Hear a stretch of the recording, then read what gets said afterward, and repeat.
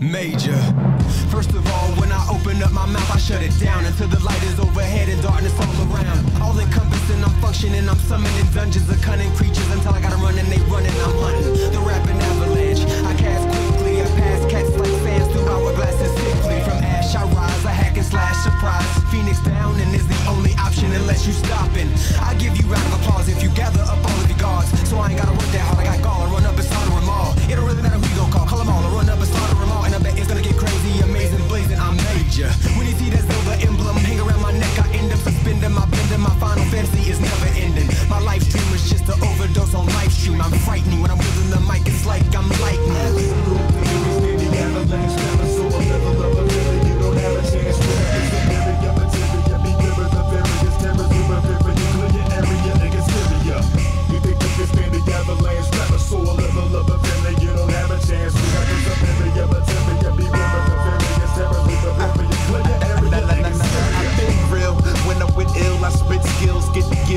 Like mithril, roll like a pinwheel. Live from the live stream, tighten your flows or get tossed in a cycle of souls. And only the foolish try, the rest know full well it's suicide. We monsters who traveled here on the last lunar crime. Prototype of the aura site, archetype, parasite. Get your data right again, shattered like time. I'm a lyrical rhyme slave, reaching from my digital mind wave and start the crime wave. A Project G when the media falls. Saw the future without reading your palms. I read 13 chapters and no rappers come after. Ran an ill flow like Mako reactors.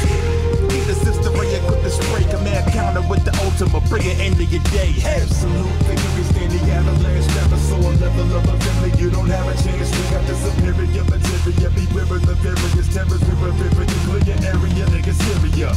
You think you can stand the avalanche? Never saw a level of a family. You don't have a chance. We got the superior material. Beware of the various terrors. We revere you. Clear your area. Niggas Syria.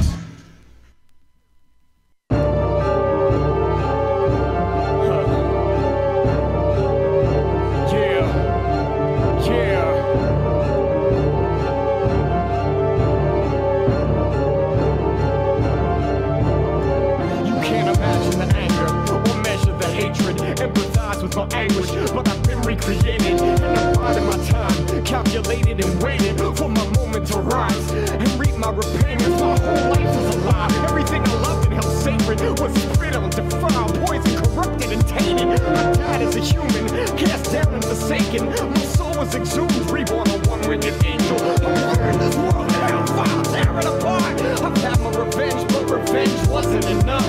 Look at these corporations, so much greed and corruption. People are puppets crawling about through the slums. Imperfect and flawed, the undeserving of love. I merge with the light stream, then emerge as a god. And break the wall of its wrong as my mother intended. The work of the sun, Alpha, Omega, beginning and ending.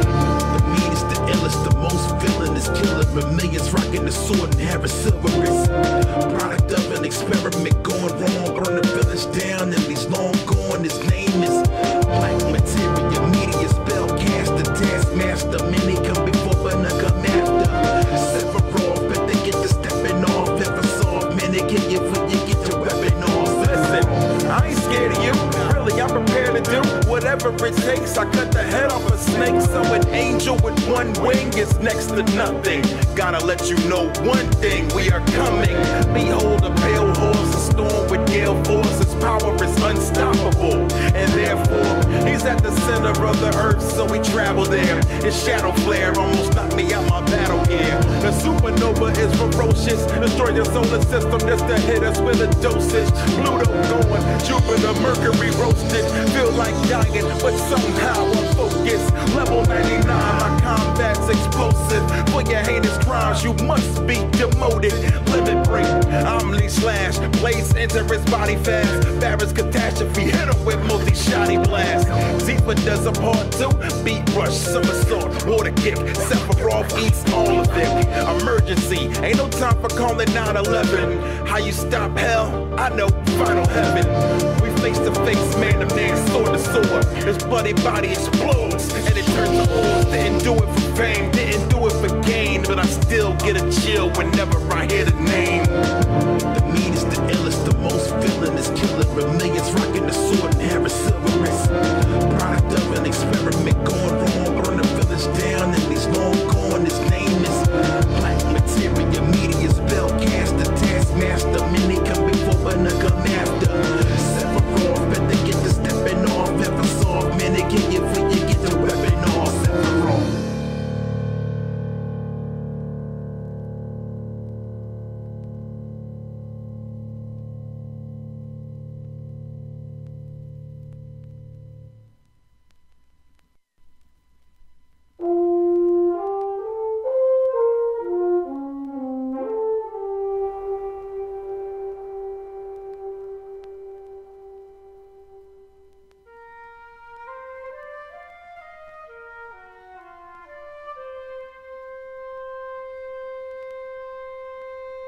Well, after that was over, I had to get back to real life. I had school, bills, everything was all falling apart. So I got it together, and later on, I picked up a job. Had to pay bills. So I took a job at a studio. I was recording guys. Ironically, these were guys who just wanted to be in the same exact situation that I had just been through. So in downtime, I started telling my story.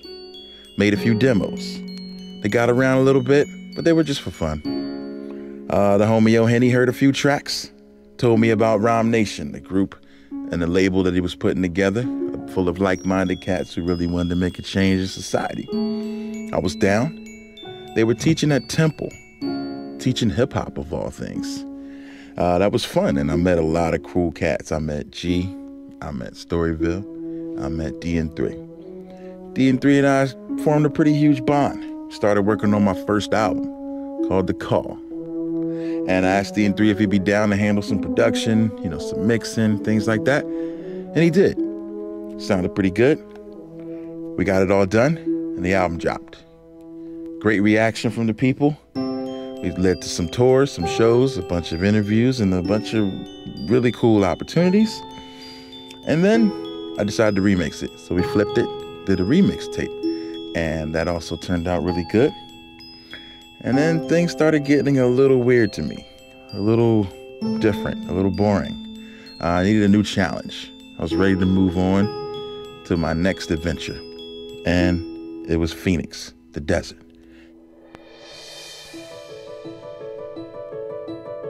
So, I don't know, man. I just felt like Phoenix just called me. So I took a long journey to the other side of the country. And it was time to write the next album, and it just didn't click for me. I felt like I was kind of bored. I needed a break. I was bored of traditional hip-hop. I wanted to try something different. So I turned the beats off, turned on video games, particularly retro games. Found a bunch of emulators, a bunch of cool websites that had a whole bunch of old games on. Popped in some old games. I played through all the classics, man. I went through Metroid. I went through Zelda. And eventually came up on Mega Man. I love the Mega Man soundtrack. I always loved the beats and the tunes from that. Always got me going. And one day I got a really crazy idea to sample it. I said, I'm going to make a whole album about this. I started working on some things, and it started sounding half decent. And I actually hit up D&3 and was like, hey, you down to do this? He said, man, you crazy. I said, well, yeah, but hey, I got to get these creative juices out. I got to try something new. So I did it, and it actually worked out. It turned out that it was right around the time of Mega Man's 20th anniversary. I'm big on numbers. What did I say? Album comes out, does pretty well, and this is where I learned the power of the internet. It actually gets to Capcom, and Capcom sends me an email. It was a nice email saying we had heard your stuff. We let everybody around the office hear it, and we actually think it's awesome. We think it's a great tribute to Mega Man for his 20th anniversary. So instead of suing me, they actually decided to help me out a little bit, help me promote it. And around the same time, there was a movie that came about called Second Skin. Now, Second Skin is about video game addiction, something that I know nothing about. Now, they asked me if I would be down to put a song I made called Grow Up at the very end of their movie. Now, who doesn't want to have a song that plays when the credits roll? Like, I just felt like that was a dream come true. And they thought Grow Up was the perfect song to do that. I said, yes, let's do it. Let's get into the movies. Let's get royalties. Yay. And I didn't really understand how that stuff went. And they actually told me, wait, you don't own this. You probably shouldn't play around with copyright laws. So we're not going to put it in the movie unless you get a license. And I'm thinking, what the heck is a license? I have no clue. So we decide to talk to some other people about it. And meanwhile, I'm just going on about my business. And I thought, I'll get remixes. And somebody will make me an original track that sounds just as good, but doesn't have the sample in it from the Woodman theme. So we get some remixes in. And the remixes are really good. I got some great ones. But there's just something about being a recording artist, you know, that your first take and the first one you keep is always going to be a favorite. Even if you can record it over 1,000 times, the first one will always be the best one to you. And it just didn't hit me like the original. Meanwhile, the lawyer for the team that was working on the movie, his name was Peter. Peter was contacting Seth, my contact at Capcom, and asking him if he could get a license. Now again, I had no idea about this. I don't even know how this stuff works. And then one day, I get an email.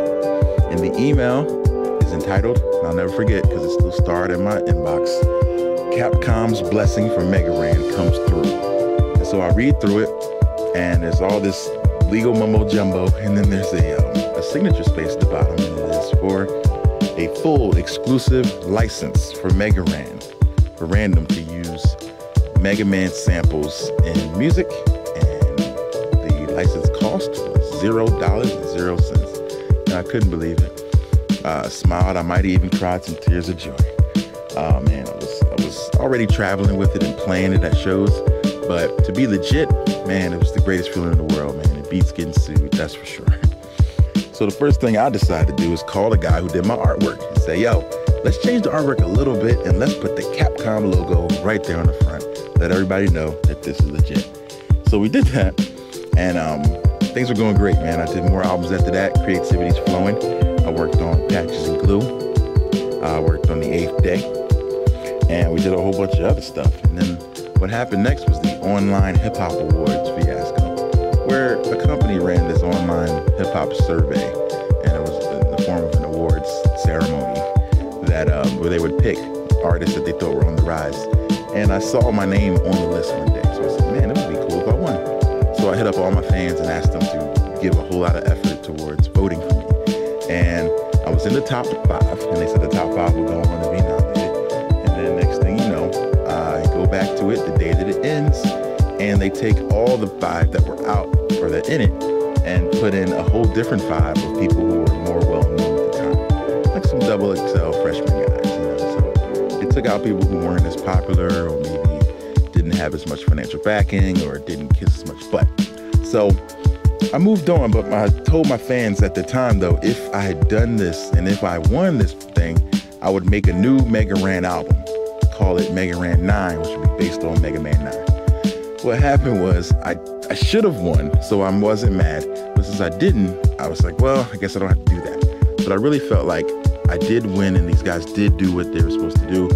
So I'm going to give the reward. So I started working on the Mega Ran 9 album. And that album came out in 2009.